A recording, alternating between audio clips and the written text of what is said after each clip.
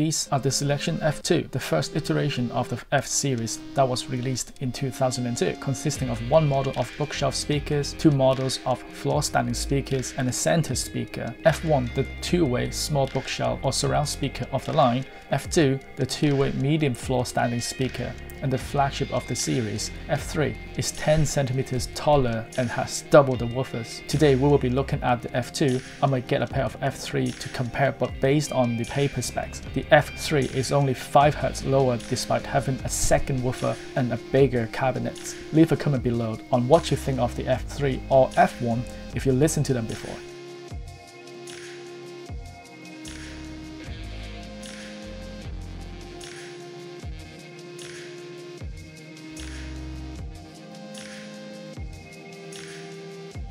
The frequency response shows that from 100 Hz to 4.5 kHz is mostly flat. There's a roughly 3 dB bump around 1.5 kHz and roughly 2 to 4 dB bump from 4.5 to 11.5 kHz, but a quick roll-off after that point. I think that roll-off happens too early and too quickly. Even though the frequency response graph doesn't look good, the F2 is decent with the sound dispersion. As this graph shows, at 20 degrees off axis, it only drops 1 dB at 14 kHz, and that's where the roll-off happens anyway. At 45 degrees, there's another 2 dB drops, so they just need to be toned in a little bit and that should be fine. To test the F2, I used a Marantz Cinema 70s with stereo mode, and more on that later. Yamaha RN500 with WiiM Mini connected by optical cable. Room correction EQ is also applied to the 10-band EQ within the WiiM Home app, and the music will be from Tidal. Without the room EQ applied on the Yamaha, the first impression I have is that there is a gap in the sound, this hollowness in the mid-range. If you listen to No Sanctuary by Chris Jones, while there's space for the music, there's not enough chestiness to the vocals. However, this characteristic of lightness fits quite well with Suck My Kiss by Red Hot Chili Peppers, as it gives some agility to the track. With the EQ on, the sound has improved marginally. The gap is not as obvious as before.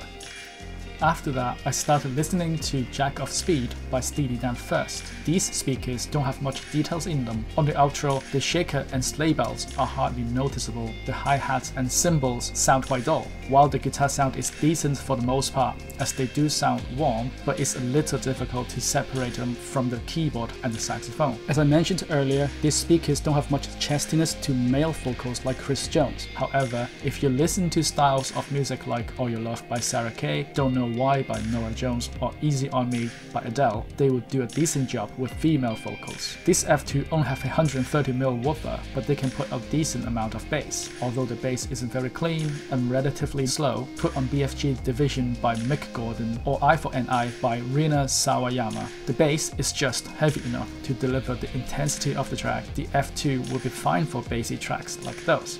They might not score well in details and clarity, but put on Sweet from Back to the Future by Alan Silverstreet, they managed to put up a decent scale and dynamic. They can cope with some volume too if you give them some power, and the sound quality stays consistent whether with low or high volume, which is fairly good. The only music I could think of that would suit these speakers is Fleet Foxes or anything similar, as there isn't a lot going on musically. Music with less demands are better for the F2.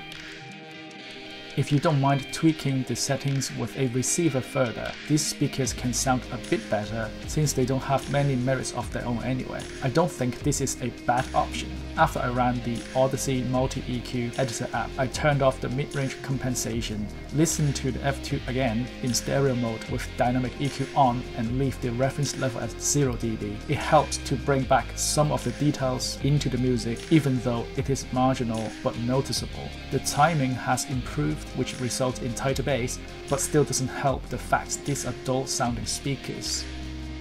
Overall, the presentation of the F2 is quite veiled. They might even be boring for some. I feel like if there is a certain area they can do slightly better, that could hook me to them. With the music and the amps I test, everything sounded quite similar. The attack is a bit faster with the Marantz, but they sounded largely the same. Nothing really stood out to me, making me want to explore more with certain genres of music. If you're just simply looking for a cheap pairs of floor standing speakers for a second setup, then by all means. My pair cost me £70. I think they look nice enough, and I guess you could say they have a quote-unquote balanced sound, but I would say either go with a pair of F3 or the F20 or F30, which is the next iteration of the F series. They should be more or less the same price as F2 on the second-hand markets, or anything else really, unless you're like me having a soft spot for selection. If you have an AV receiver that allows you to tweak the settings, you might have better luck with them. I hope you like my video, please leave a like and subscribe. Thank you for watching, and I will see you in the next video.